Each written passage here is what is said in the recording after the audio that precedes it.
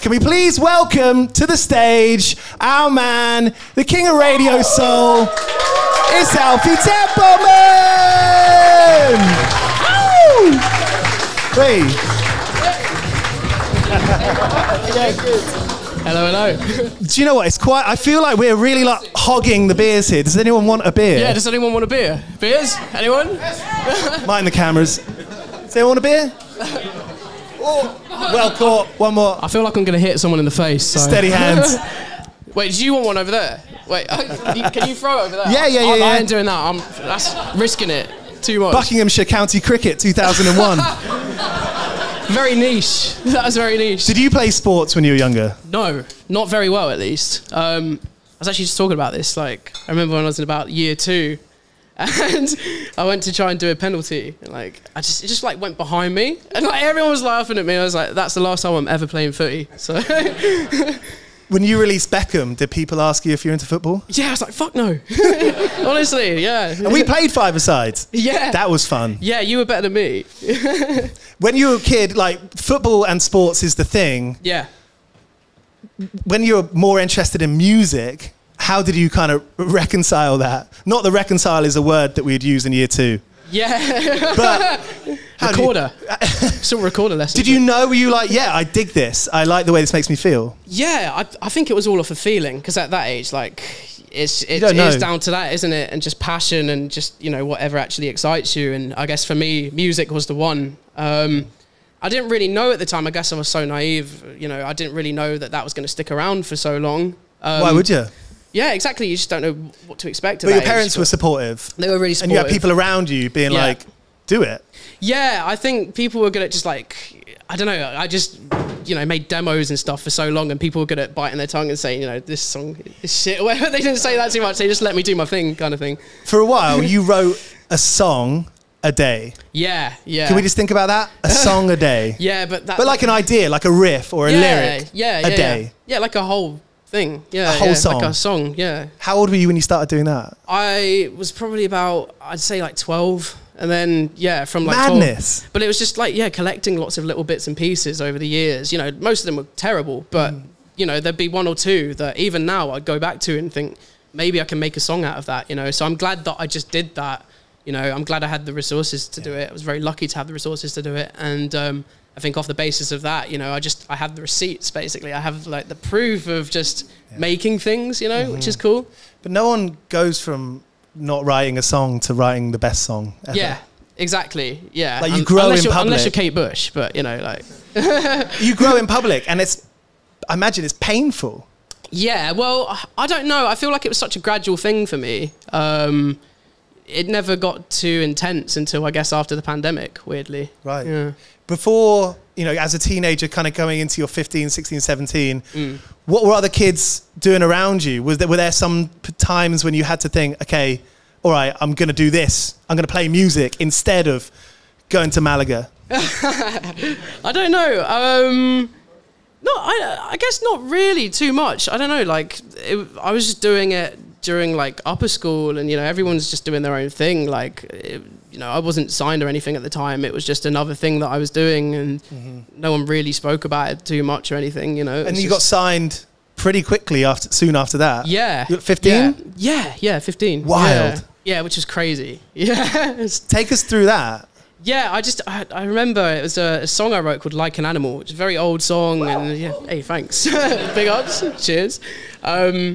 Yeah, I made it like, it was the start of 2018. It was just another song that I made in like a day kind of thing. And then like a couple months went by, and I remember doing like my mock GCSEs, and like I fucked up my Spanish speaking exams so bad. I went home, I was like, oh, what am I gonna do? Like, that's it, I'm done. Like what's gonna happen? I'm worried about the future. And then I went home and I got this email from Will Street, who owns Chess Club Records, and he was like, I really like your stuff, like I'd love to do something. And he'd found it from another guy, Chris, who's a legend, who used to work at the label, and he heard it on Spotify because I got on this like Discover Weekly playlist where it just kind of updates every week. Did you put your own stuff on Spotify? Yeah, I found the one place that did it for free online. And I was like, yeah, I'm already totally good at business. Yeah, exactly. Come on, gotta be done.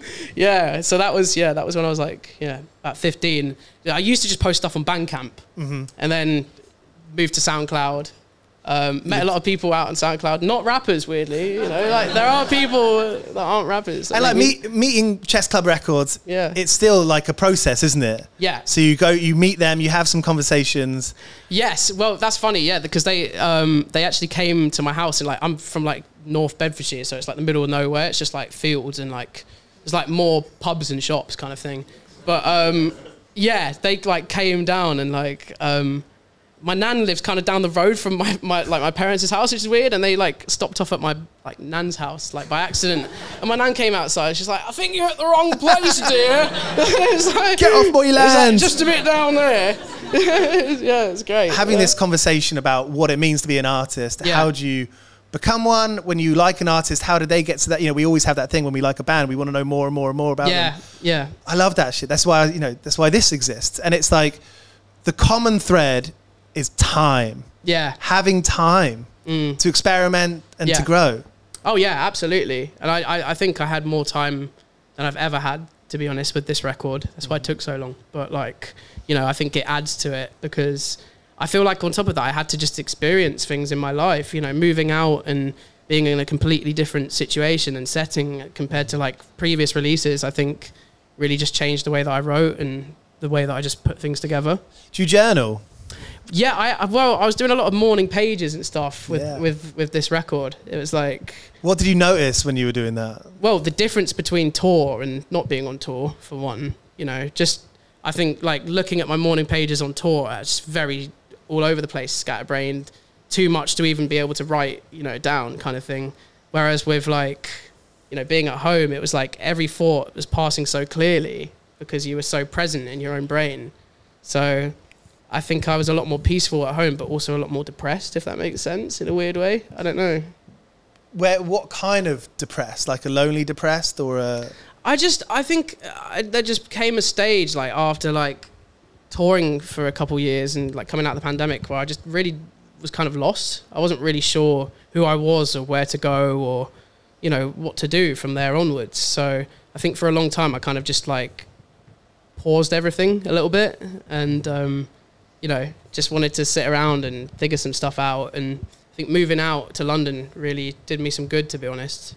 Because, you know, this place is just overflowing with amazing artistic people already and amazing creatives. And, you know, I think it sets the bar a lot higher for what you try to do and what you try to achieve. Because it's like, oh, there's already people making amazing art here. How do I actually fit in? How do I prove that I'm good enough to be here, you know? So it's about kind of, fitting in there. Self-production, how did you start off? Like, what was the first program you used? Like, we got some orange amps behind us. Yes. You used orange amps. Yeah, and I actually used to mic them up a lot as well, rather than like DIing stuff. You know, I'd actually like put a microphone there and just try and get a nice sound. And do it yourself and just kind of position it and be like... Yeah, I hope that sounds okay. It's kind of hard to find a bad sound from orange amps. No, it is. Absolutely. They're so warm. So nice. Orange amps have that like clean crunch. Do you think we're giving it away now? I don't know. I might get an orange amps tattoo. I might be an orange amp, man. I might just... But because there's that you can't really fuck up the sound. You can't mess up the sound. Yeah, exactly. And that's a good amp. Yeah, that is a good amp, guys. Buy orange amps. But yes, no, there was a lot of that, and then but I guess the first software that I used was Audacity. You know, like the free stuff. And old school. Me and my mate Joss, who's in my band, he plays guitar in my band. We used to like, oh, it's so embarrassing. We used to have a band called Fawns and Ivy. We tried to be like really like edgy metal like shit basically when we were like 8. And I just remember we used to like write like all these song titles and like come up with album art and stuff. But then we'd get in a room together and just like make noise. But I remember I used to write out how long the songs were going to be. I was like, this one's going to be 30 minutes long. And we'd get in a room and like play it. We'd play it back, it'd be like a minute and a half. and then you wouldn't even be able to hear it because it like, I recorded all of it with like, my sister had like this like, like kid's toy or something. She's like younger than me, and it had like a microphone attached to it. So like we just attached that to the computer, and you just play it back, and it'd be like, it'd be like, sounds sick. Yeah, it's just some extreme noise metal, bro, like Merzbow. Has it always been about music? Yeah, it's all music. I'm genuinely all about music. I mean, the only other thing I've ever really done is like, because my dad's a builder, I used to like help him out and stuff. But what are the memories of working with your dad? Bad ones. No, I'm joking. Did you ever like mess it up? Well, he's a brickie. He's really good at bricklaying, and like I was like, oh, this will be easy. But then he got me like trying to mix the cement, and it was like I couldn't even move it. It's like horrible. Yeah, and I was just like really bad at like actually like there's like a certain amount of cement you want to put down, and I was like slavering it on like that'll do, and it just wasn't very good. But I managed to help out with like 2 extensions, which is all right. Pretty good. So, would you build your own house? No. I wouldn't know where to start. If you did build your own house, would you have a swimming pool that has like a slide coming out your bedroom window? Yes. Going into yes, it? I would. Yeah. Absolutely. Why did you even ask me that, man? Would you? You like UK? I often think like as someone from the UK, it's like, yeah. Oh, I want to move to a hotter country at some point. Is that? Have you ever thought about moving around? There's definitely been thought about it. I think genuinely for like my health as well. I don't know. Like I always get chest infections over here. Like about 6 months. You know, like in the winter, it's horrible. Hence the reschedule tonight. Yeah. Well, yeah. Exactly. Yeah. So that was the first one I've had in the summer, which is weird. You're gonna have more of them. Oh, I fucking hope not. Get the normally don't get them in the summer, but yeah, like sometimes I just get hay fever so bad it knocks me out, you know. Damn. But yeah, there's always been like I don't know if I'd move there like temporarily in a hot country, but I'd love to just be there for a you know quite a long time. Yeah. Just see what flavour it would bring to my music. I know because like some of this album I did in like LA, weirdly, like the classic, and it actually really did make a difference, like in just bringing out like happier sounding songs and just also making me write more, because like I went there in like February last year, and you know it was such a gloomy time in the UK, like the months leading up to me leaving, so to go to LA, so it was really a breath of fresh air. That when you jammed with Niall? Yeah, that was in Miami, but I went there afterwards. Meeting Niall Rodgers for the first time? Claire Amfo from Radio 1 set you up. She did. Big Bumble. Yeah. And Claire Amfo. When you met Niall for the first time and shook his hand, what was the first thing he talked about? Nando's. Come on. It was about, what we were getting for Nando's. I think he got a medium, but yeah. Don't say that. You'll dox him, out him. Yeah, I know. Pussy. But no.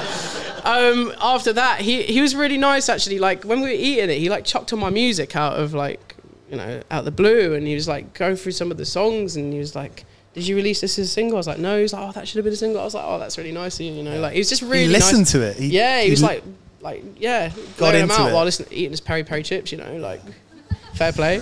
But no, it was really nice, like, just really humble. Once again, it's the same kind of thing as Guy Garvey. You just forget it's him because he's so nice. And like, when I went to Miami, I went there for like a couple days, and I was just amazed by how much energy he has, because like we go to the studio at like 10 in the morning, get out at like 10 at night. We do like 12-hour sessions, because he was just so up for just like recording, just having a good time, hanging out, like just full of life, full of energy, and he'd tell you so many good stories. And I think, you know, he really fit into the whole idea of making an album in only comfortable situations, because, you know, at first I was really nervous to meet him when I met him for the first time, but by the time I went to Miami, it was fine. Yeah. You know, like awesome. I didn't have to be worried. It's a good time. Yeah.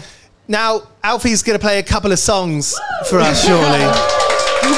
I think we got there. I've got you a few songs, yeah. What are you going to play for us? I'm going to play you a few new songs off the record, and then a classic at the end. When you're playing these acoustic songs, is it hard to kind of... Well, I've never done this before. You're joking? So, yeah. This is going to be brand new. Yeah, if you see me looking concerned, it's because I am.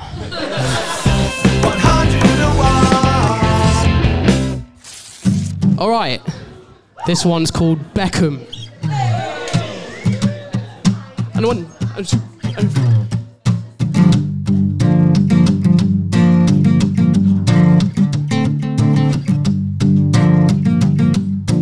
You're allowed to talk, by the way.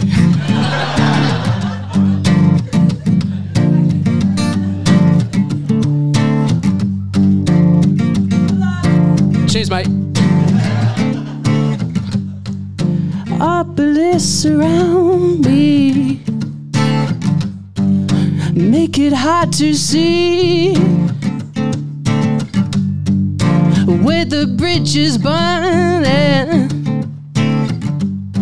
When it started burning me,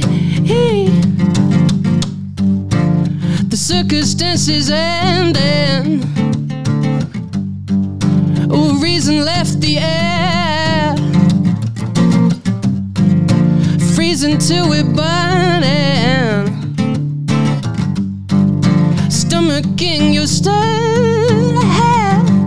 Something Bexley to Oatsville, Stratton, Beckham, David Beckham. Something Bexley to Oatsville, Stratton, Beckham, David Beckham. Worrying is pointless. What good will it do?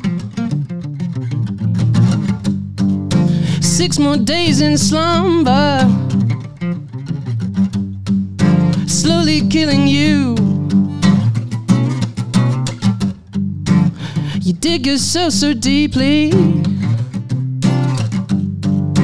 past the exit home.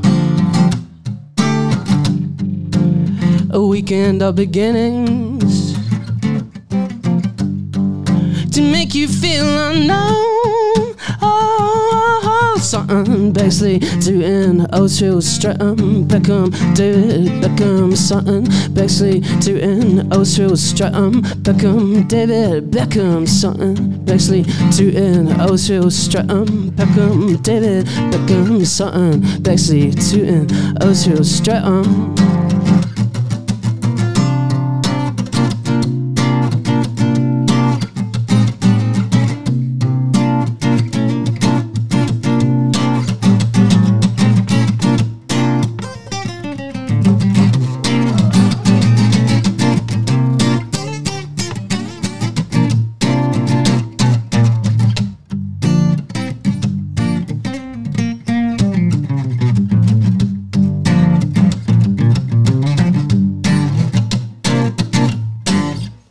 Thank you. Thank you so much. Thank you, 101 Part-Time Jobs. Give it up for Giles. If you enjoyed this chat, make sure you subscribe to 101 Part-Time Jobs for more. We've done episodes with Idols, Yard Act, Self-Esteem, King Gizzard and the Lizard Wizard, and so many more. We put out 2 episodes every week, and we'd love to have you there. Subscribe to 101 Part-Time Jobs on Spotify, Apple, and everywhere you get your podcasts.